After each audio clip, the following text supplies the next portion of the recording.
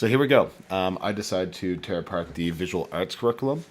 And for the most part, it was actually pretty good. The only thing that really bothered me about the visual arts curriculum is there wasn't a lot of interdisciplinary opportunities, I guess, or outcomes to really connect visual arts to other disciplines. So I tried to really look at some other curriculums from some other countries and some other provinces to see if they took an interdisciplinary approach. And the reason I was kind of looking for that is because of my own, I guess, practice where we're an IBL school and a project-based school. We really want that interdisciplinary approach, especially when we're curriculum mapping and getting into our PLC groups and kind of laying it all out on the table to see how students are doing in each discipline. So I really was looking for something like that. But before I even get into that, one thing that just kind of struck me the wrong way the other day, and I somehow was able to link it to this presentation, is this song. And I hope you enjoy it as much as I do.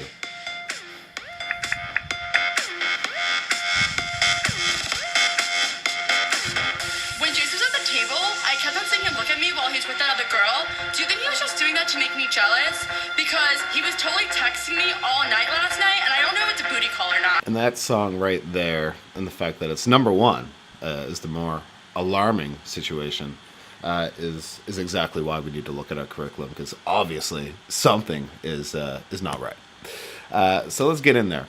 I'll have that song stuck in my head the whole presentation now. So the first slide I want to get into, when I looked at our curriculum, there was some pros and some cons. The first pro was that one thing that our curriculum does very well in visual arts is that it does give students the opportunity to create pieces of work that are meaningful for them, and gives them opportunities to really put some thought into their artwork and how it relates directly to experiences they've had. So it does a really good job of that, and I think that's very important to understand how art is connected to the students.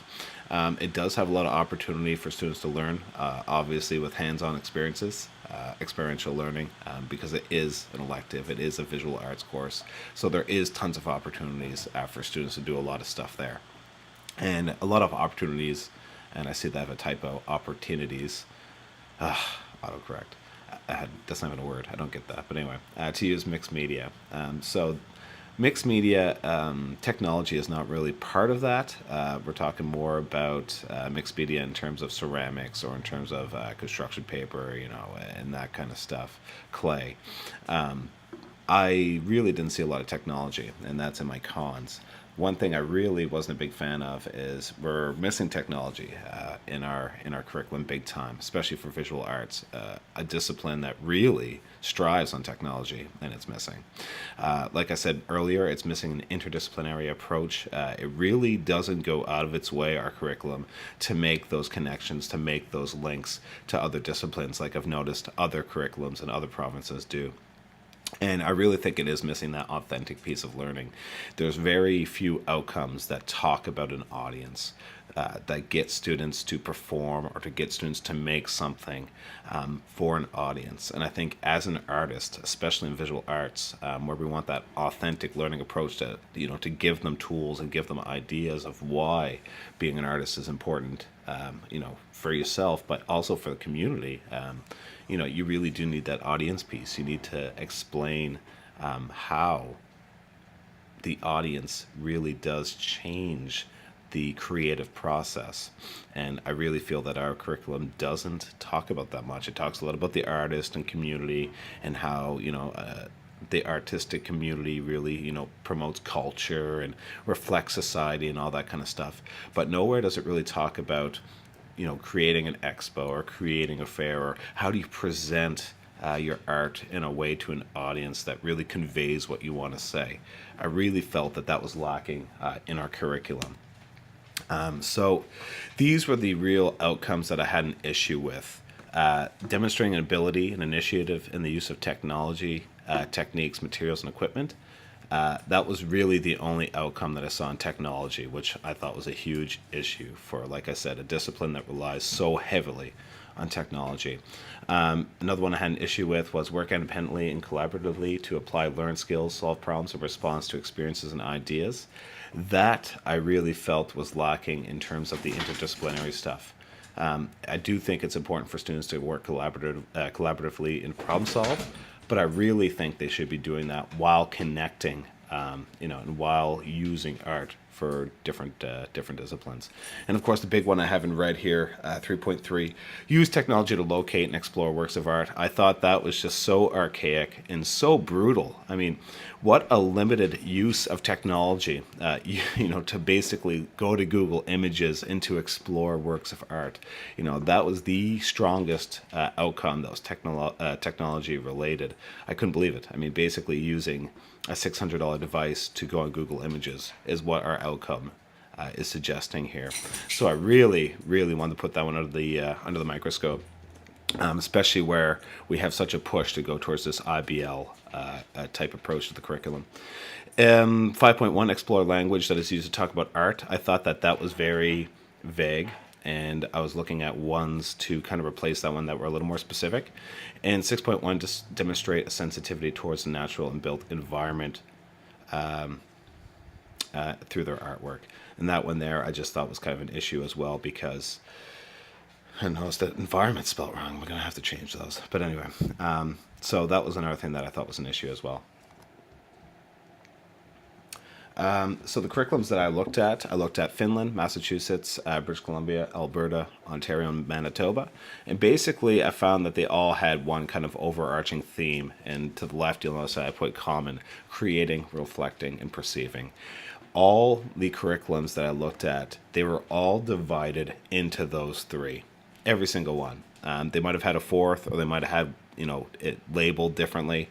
But that was basically how they were all divided. However, even though they were all divided in those three ways, they still had a very different feel and a very different theme in terms of curriculum, and a different goal, I should say.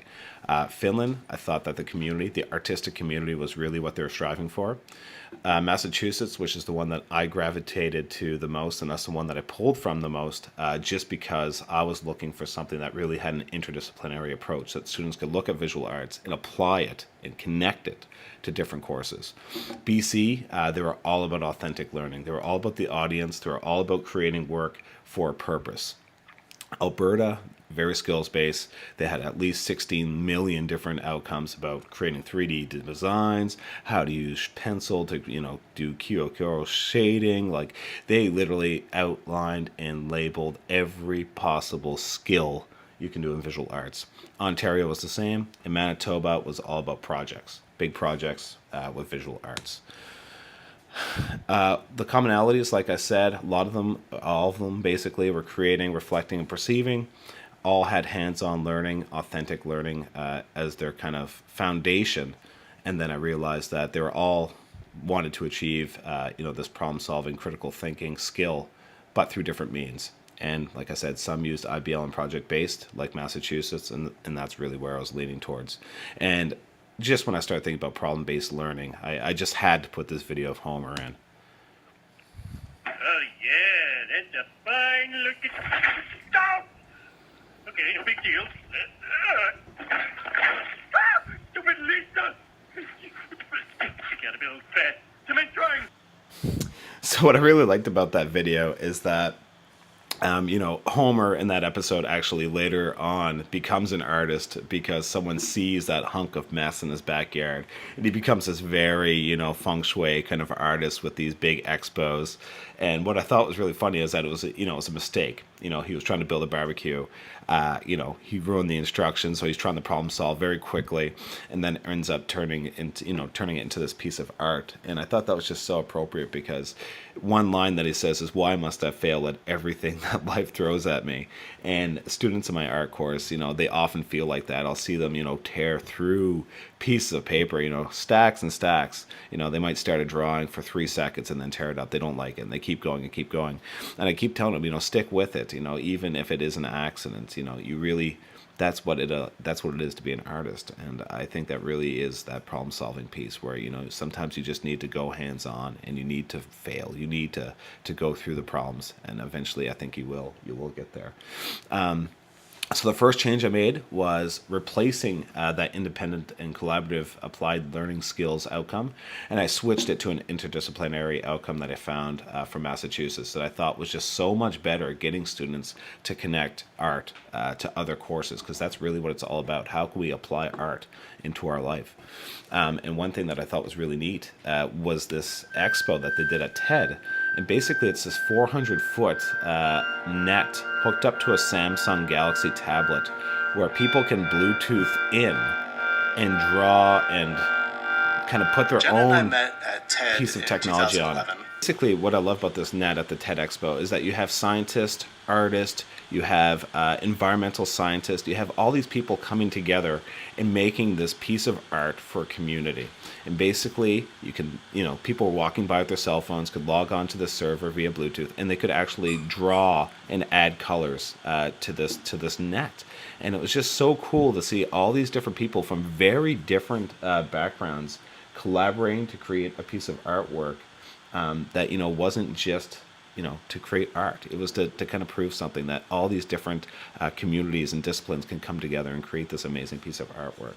So I thought that was really neat, and I think that's really what we're trying to do in art, is create this interdisciplinary approach. So I really wanted to switch that outcome. Then, of course, my big beef with 3.3, using technology simply to research outcomes is just brutal. So one thing that I think is that we really need to connect students to the world with technology. And I think that British Columbia and Massachusetts, these two outcomes do just that, really using technology to show how art can be creative and use it as a conduit to basically get the message out there. For example, I wanted to show this video here.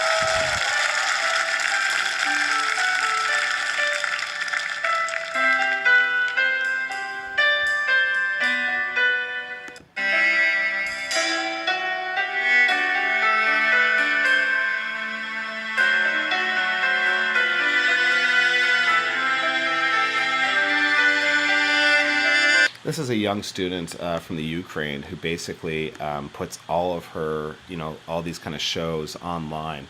And what's really neat is she's doing it out of sand, and she's drawing and videotaping all this and putting it on YouTube. And she's become so popular because it's now so easy for students to publish their work. And I think that our curriculum and the outcomes that we have really need to catch up with this concept that we need to be teaching our students how to put their stuff on the internet, how to get it out there, and really what are the different channels, what are the different communities online that we can use to promote student work. I think that is where we need to go, because it is so powerful. I mean, this student here is becoming a very famous artist simply because she was able to put her stuff on YouTube when she does her expos, and it's just a phenomenal piece of technology that's so powerful to our students that we're totally not including in our curriculum. It's ridiculous. Hey, it's Norman I also from put the Test.com. Oculus I'm Rift with in here. Great friend, the straight mouse. Oh my God, that's terrible. Ooh. Okay, so when you expect the movement, you talked about this a little bit earlier, Jeremy. When you're expecting movement. So what you're seeing there is actually a virtual reality headset called the Oculus Rift, and basically what it is you strap it on like this guy has over here, and you can move, and the TV screen that's built inside moves with you. And one thing I think that's really neat is just the implications that you could have for art. Imagine strapping that on and going through an art expo and actually, being immersed in this artistic, kind of community that you never get a chance to do in a rural community. I just thought that was so neat, and how this stuff is happening now, and that our curriculum is really not incorporating that technology piece like it should be, because it's so prevalent in the artistic community, especially with video game design, obviously. And the third is the audience, like I said, getting outcomes and changing our curriculum to have this focus on, how do we get our students' work online? How do we promote it? Who's the audience? And getting students to understand that they can publish their work. And I think that is such a key piece. That is the authentic piece of learning that we're looking for. So the 5.1 Explorer language, I switched to the Massachusetts once again, where it's preparing students for an exhibit.